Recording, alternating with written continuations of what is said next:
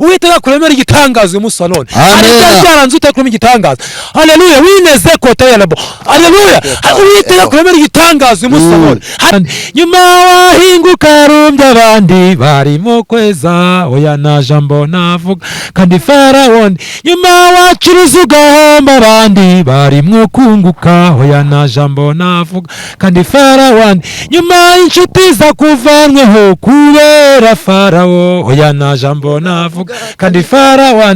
Nyuma ibyawe babitejure bakubera Farawo oya na jambo navuga kandi Farawo ndi nyuma. Tubahaye ikaze kuri Sam TV Rwanda, tubahaye ikaze kuri Sam TV Rwanda. Niba utarakora subscribe nicyo gihe cyo kuyikora ukajya ukurikirana ibiganiro byacu n'ubutumwa bwacu. Haleluya, haleluya, haleluya, haleluya. Yesu ashimwe cyane, Yesu ahimbazwe. Nkuko mubizi ni Sam TV Rwanda abayisenga Samuel. Uyu mwanya Isa uyu munota rero turi kumwe na Joseph Pastor Birashira TV Birashira afite ikinyamakuru kitwa Birashira TV.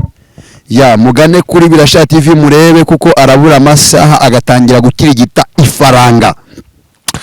Rero nkuko mubizi inshuti z'umusaraba bavandimwe, ya hari uwamamagaye umunsi w'ejo aranganiriza arangije arambaza ngese irivuga butumwa mukora ni ubutumwa gusa. Ndamubwira ngo dukora ubutumwa ariko turi no mu kazi, kuko ibi biganiro dukora bijya ku YouTube bigacuruzwa tukaba twakinjiza tugakirigita ku mafaranga.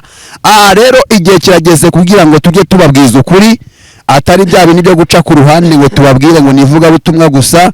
Twebwe tuvuga ubutumwa, nta muntu dusaba amafaranga, ahubwo tuvuga ubutumwa abantu bareba YouTube ikazaduhemba. Rero nshuti z'umusaraba bavandimwe bakunzi ba Sam TV Rwanda, wowe usanzwe ukurikira Sam TV Rwanda wakoze subscribe, mbanze mbashimire ko mugeze muri 900 namuzikora. Nawe utarayikora nicyo gihe cyawe cyo kugira ngo uyikore, kandi mbashishikarize kureba ibiganiro bya Birashira TV kugira ngo abashe kubona amasaha. Nicyo gihe rero kigeze. Nkuko mubizi ubusize twababwiye ko yaragiye kuvuga ko yaririmbye indirimbo yitwa Farawo andi nyuma. Rero tubasezeranya ko tuzamuzana iyo ndirimbo akayibabwiraho cyangwa akayiramburaho akagira n'icyo avuga Imana yamubatumyeho muri iyo ndirimbo. Rero reka tumwakire tugwaye ikaze mwene data Birashira Joseph Pastor. Ni kaze kugira ngo wongere usuhuze abavandimwe mu magambo make ubundi unasenge ukomerezeho. Ya barakoze cyane cyangwa se murakoze cyane Sam TV. Reka dusenga Imana kugira ngo mbageze ubusobanuro bw'indirimbo muri kumbaza ku gisubizo cyayo nyibahe. Turagushimiye Mana nziza kuko uri kumwe natwe, uhabwe icyubahiro data. Uyu mwanya nuturinde kandi dukomeze utwambika imbaraga. We mu ruhande rwacu no mu ruhande rw'abadukurikirana umunsi ku munsi 5 kuri 5. Urakoze kuko uri kumwe natwe, bikorere kwibahisha mu izina rya Mesanyo kwizera Yesu. Amen.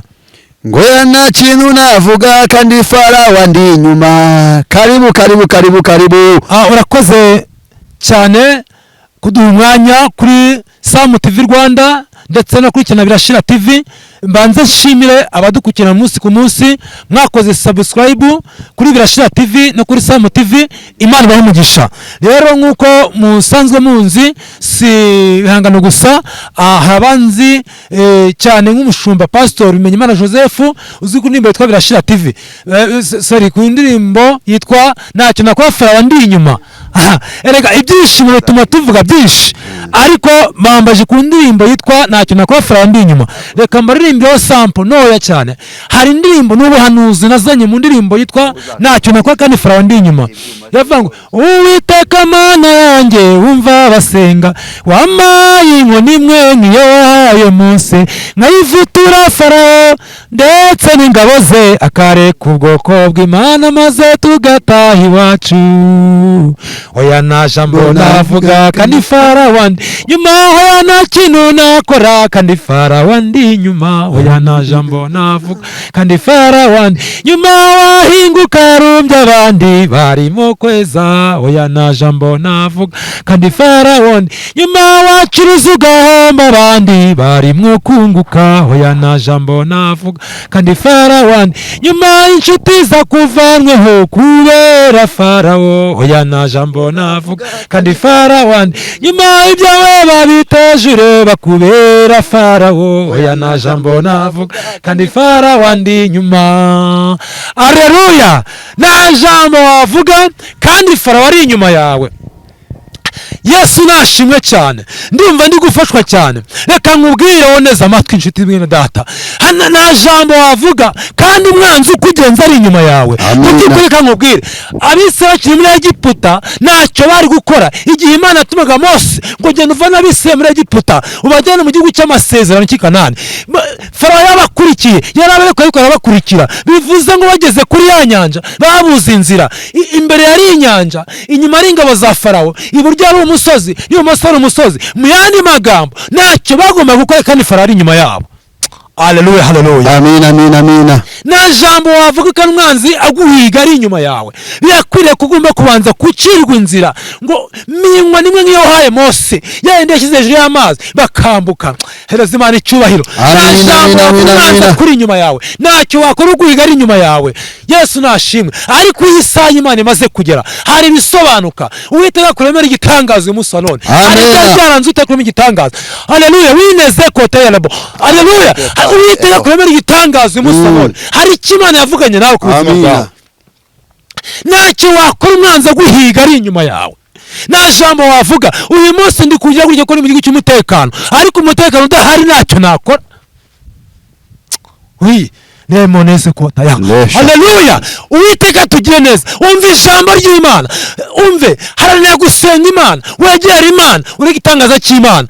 Mu gitabo cy'Itangiriro cyo 21 umurongo wa 1 n'uwa 2 havuga ngo isaha y'Imana imaze kugera, ibintu byose birasobanuka. Ngo Sara asaba inda Aburahamu ashaje, abyara umwana w'umuhungu igihe kigeze.